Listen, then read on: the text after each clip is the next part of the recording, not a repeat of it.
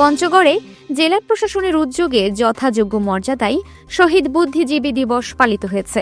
দিবসটি উপলক্ষে রবিবার সকাল ৯টার দিকে শহীদ মুক্তিযোদ্ধা স্মৃতিফলকে শ্রদ্ধাঞ্জলি অর্পণের মধ্য দিয়ে দিবসটির শুভ সূচনা করেন জেলা প্রশাসক কাজী মোহাম্মদ সাইমুজ্জামান। এ সময় পঞ্চগড় পুলিশ সুপার রবিউল ইসলাম, বাংলাদেশ মুক্তিযুদ্ধ সংসদ, পঞ্চগড় সিভিল সার্জন সহ জেলার বিভিন্ন দপ্তরের দপ্তর প্রধানগণ শ্রদ্ধাঞ্জলি অর্পণ করেন। সকাল ৯:৩০টার দিকে জেলা শহরের বধ্যভূমি চত্বরে জেলা প্রশাসনের পক্ষ থেকে জেলা প্রশাসক কাজী সাইমুজ্জামান, পঞ্চগড় পুলিশ সুপার রবিউল ইসলাম সহ বিভিন্ন দপ্তরের দপ্তর প্রধানরা দ্বিতীয়বার শ্রদ্ধাঞ্জলি অর্পণ করেন। পরে জেলা প্রশাসকের সম্মেলন কক্ষে বুদ্ধিজীবী দিবস উপলক্ষে আলোচনা সভা অনুষ্ঠিত হয়।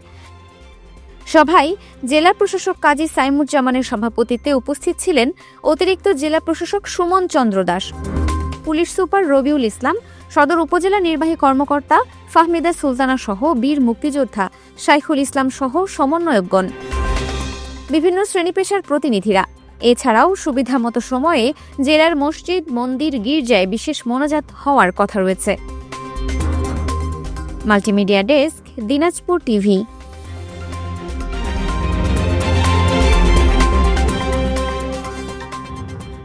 দিনাজপুর টিভি মানুষের জীবনের কথা বলে।